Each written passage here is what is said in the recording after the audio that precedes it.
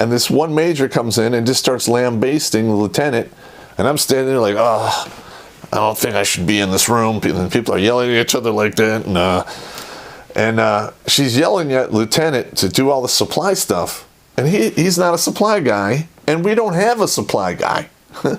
So he answers her, ma'am, give me a supply guy and I can make this happen. I don't have a supply guy. And then she's like blows up at him like, you're being disrespectful, blah. And literally I had to raise my hand like, ma'am, he's just stating the obvious. There's no disrespect in that. Get out of the room. I'm like, all right, they're going to play those games.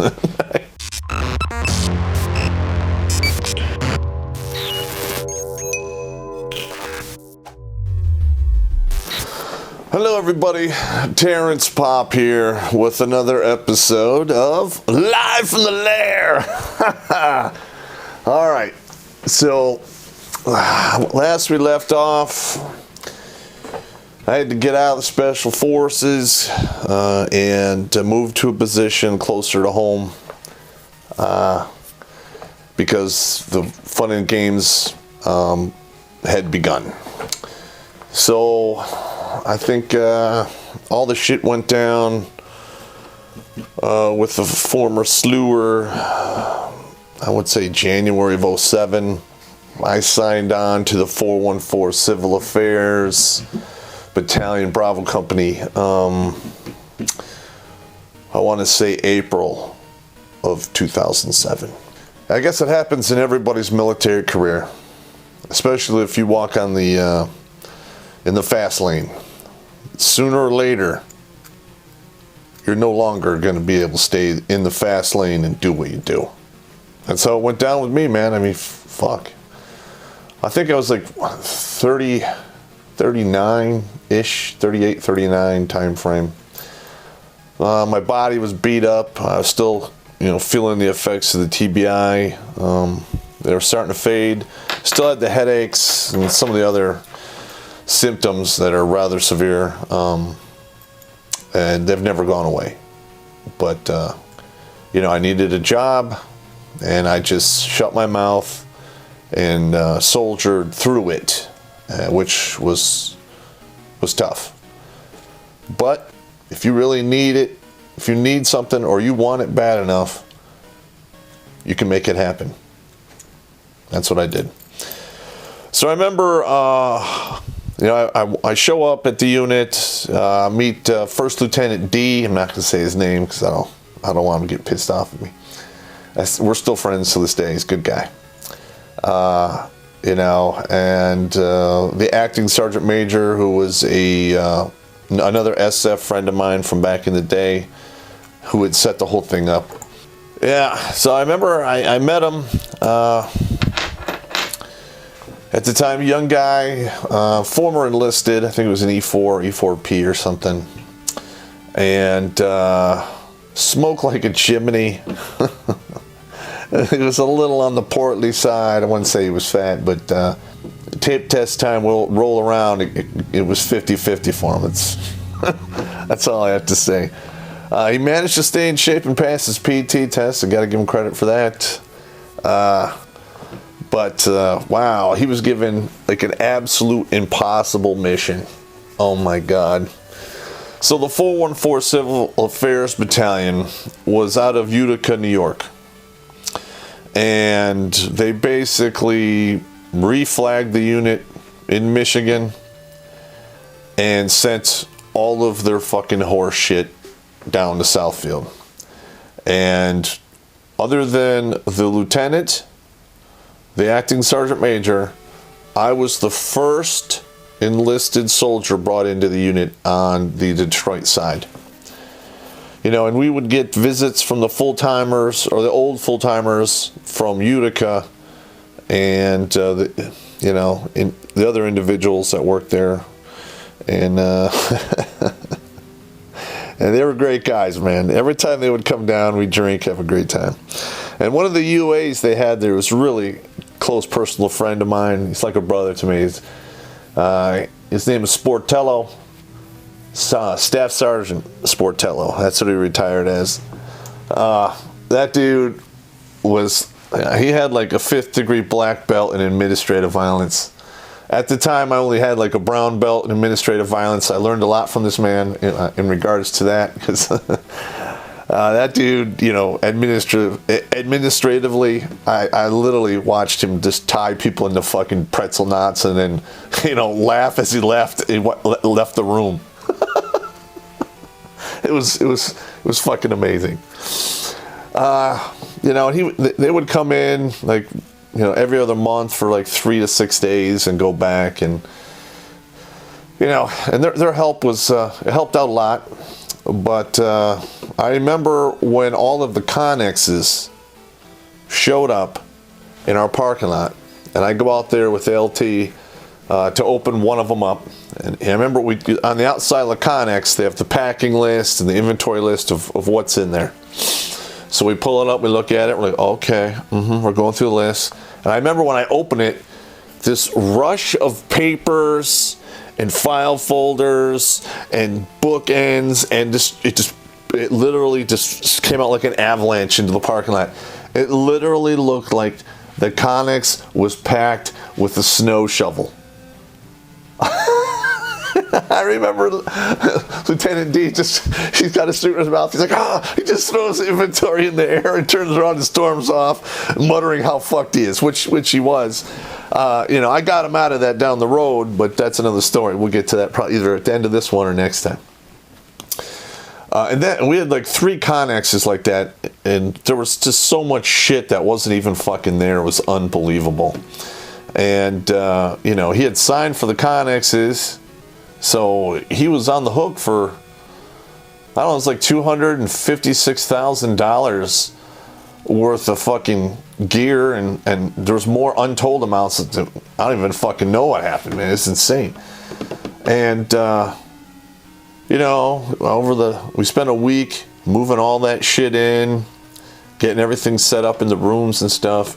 And I was on long tour orders at this time. So I think that set of orders was 6 months. And then I got moved, and then they kept me on long tour orders until I picked up my AGR position in 2008. Which was pretty cool. Now, since I was the only enlisted person on the ground, you know, I had to do everything. So I got sent to all of the schools that you need to have to run an installation. Like security manager, I was the OBSEC manager. I actually went to a condensed facility manager course. I set up the arms room. Wow, that went. I had like unoccupied access, and since I was the only guy, I had access to the vault and I mean everything. And man, there was a couple times in that first year where the alarm actually went out, and all of the other, you know, full-time staff of the other units are supposed to set up a 24-hour schedule or whatever, so somebody stays by the vault 24/7. Well, I remember this one time I got called by the LT, and he told me the alarm was out and I needed to go to the fucking unit. And that was Friday night, about 11 o'clock, and I laid out in front of that vault in a cot until Sunday, until somebody else came and relieved me. So that fucking sucked. But, you know, that's just the way it is. I mean, you know, in the Army, there's a lot of times you have fuck all to do. You have nothing, you know, and you're like, hey, I'm getting paid to do nothing, great. And then there's some times where you get called up or you have to, you know, perform, and you will go until mission completion. That could be, you know, 2 days, 1 day. That could be a fucking year. It could be 5 years. That's just the way it rolls. So anyone out there thinking the people in the military get over, I would say yes and no, just like any other job out there. Except in the military, the scenery may change, but every once in a while, people shoot at you. That's just the way, that's just the nature of the beast, you know. So I got stuck doing that, which really wasn't that big of a deal. The thing that really bugged me is I was in the security manager position like 90 days. Basically security inspection of the installation and the unit. So I had to jump out of my ass to get everything squared away for that. And it's really not that difficult. They give you a checklist. You just go down the checklist. You make sure paperwork's filled out, or it's there, filled out, and it's backdated the proper amount of time. Anything that you don't have, you cover it with a memorandum for record in the binder. And I remember the inspector came in, you don't have this, you don't have that, and I pull out the memo. I'm like, yeah, we're aware of that. Here's our plan to fix it. And he's like, okay, and I passed first time go, which was unheard of since 2 units in the same building who had been there for years failed. So, hey, what are you going to do? I'm a Green Beret, I can think on my feet and get shit done. And that's probably why Lieutenant D, took such a shine to me, because he didn't have to follow behind me. I didn't make excuses. I did what needed to be done. If I couldn't do it, I immediately told him why it couldn't be done and what my suggestion was to rectify it. Most of the time, he would take my suggestion and we would just get it done. On a few occasions, we did something else and still got it done.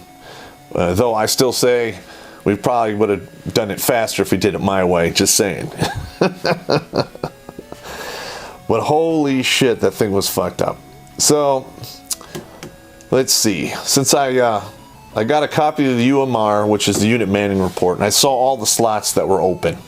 I saw that we had all of these E7 positions that were vacant. A lot of senior E6 positions vacant. And, I just left the 425 a couple years before this. And the 425 was one company. A lot of guys stayed there for a long time, 10, 15, 20 fucking years.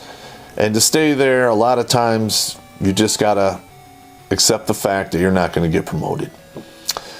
So there was a large glut of dudes that were like E4, E5, E6s who'd been in the military for a long fucking time, and they really needed to advance to 7, 8, and then, possibly retire. So I put the word out, and I recruited into that unit 35 people. Mid-level, upper-level NCOs. And everything, it was kind of like having a little slice of the 425, but in Legland, which is hard to explain, but it is. Because the job of the civil affairs, basically, our job is to come in behind the front line after they move through and make sure all of the city services continue to function. Water, sewage, power, medical, police, all that other shit. That's what we do. So in essence, you're like, you know how the Air Force has combat controllers? They control aircraft on captured airfields. You're like a combat controller, but for like a town or a province. And then everyone in there wants to kill you. So, that makes it infinitely more difficult. Because most people don't really know this one fact, but civil affairs for a great amount of time was the single greatest casualty producing MOS in the United States Army. Okay, and it was like that up until the Army came up with the route clearing, platoons and companies that were engineers, which, that's a whole fucking crazy nut roll. Which, by the way, my first Lieutenant D got, basically handpicked by the Army after this assignment to command one of those in Afghanistan. That was fucking crazy, but we'll get to that later. All right, another thing we used to do, I believe it was every quarter, was this thing called USR. Okay, and that's where you go through your UMR and your MTO of equipment. The MTO is basically just a list of all the equipment you're authorized, to have, and then what you have on hand. So you have like 2 columns, on hand and authorized. Then you have to justify any shortages or overages you have. And you have to have the paperwork. If you have people in certain positions that need paperwork, you have to get that. It's just fucking crazy. So it's an administrative nightmare. I'm just gonna be honest. Okay, it was fucking crazy. Every 90 days, the first lieutenant and I would get on a bird and we'd fucking fly to, I think it was Maryland, and go, which was where brigade was at, and sit there for 3 days and pull our hair out, unfucking these numbers. And I remember, I'm in the room, And this one major comes in and just starts lambasting the lieutenant. And I'm standing there like, oh, I don't think I should be in this room. And people are yelling at each other like that. And she's yelling at Lieutenant to do all the supply stuff. And he's not a supply guy. And we don't have a supply guy. So he answers her, ma'am, give me a supply guy and I can make this happen. I don't have a supply guy. And then she's like blows up at him like, you're being disrespectful, blah. And literally I had to raise my hand like, ma'am, he's just stating the obvious. There's no disrespect in that. Get out of the room. I'm like, all right, they're going to play those games. I walk out. But man, you want to talk about, a guaranteed migraine headache, fuck. And we would do these USRs, and I don't remember what college was close. It was like a college town. And I remember the lieutenant and I were out to dinner, and these college frat boys come in. And they're drunk, rowdy, doing stupid shit. And one of them's wearing this stupid grandpa hat. And he's standing behind me. And he keeps bumping into me. And I'm like, starting to lose my fucking patience. And then literally, I look at the LT and I'm like, sir, my back is hurting just thinking about getting up and beating this dude's ass. He's like, Roger, that's fine, Pop.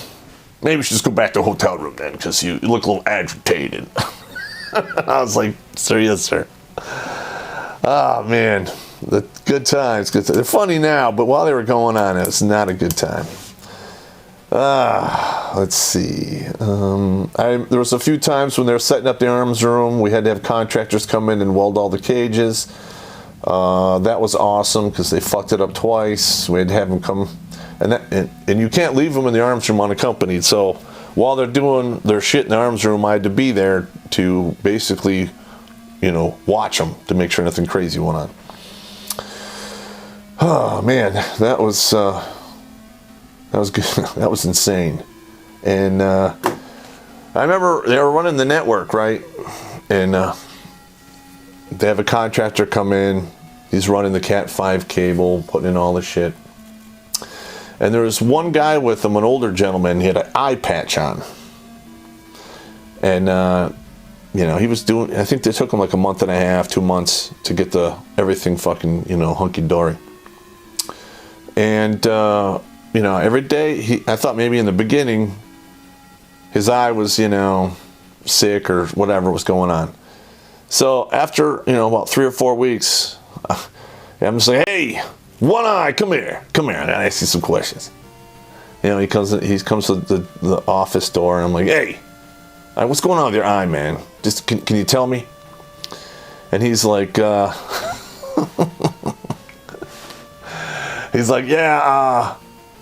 they took my eye out because they found cancer in it. I'm like, what? Eye cancer? Fuck. That's almost as bad as ass cancer. And Lieutenant D is like, so Pop, what the hell? You can't ask these guys questions like that. I don't like, yeah, whatever. And the guy that worked with him, I can't remember his name. I just called him Rat Bastard. So every time I saw him in the parking lot, I'm like, hey, what's up, Rat Bastard? And One Eye, what's going on?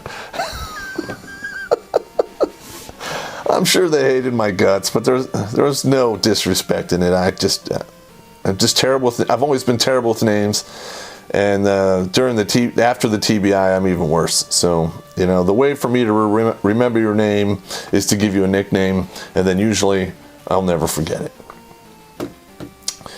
Okay, so I would do the long tour orders, and there was one time in that first 6 months or so, maybe a year, I had to go do actual recruiting duty at a recruiting station out of East Point. And I talked about this earlier, about that one NCO that was, doing some reprehensible bullshit. And, my job was to sell Hua. So I literally would go with these guys to high school, the Green Beret, the whole triple tabs, the whole deal. And pretty much I signed up guys for 18 X-ray, which I don't agree with, infantry airborne with the Ranger option, or airborne infantry. And I believe while I was doing that, between, I think 6 or 7 high schools I visited, I think there were somewhere between 12 and 15 contracts, which is not bad. I thought I helped them out. And whenever they were going to a big high school after that, they'd call me up and, hey, we need somebody to come sell some hua for an hour and a half. Like, all right, I'll be right there.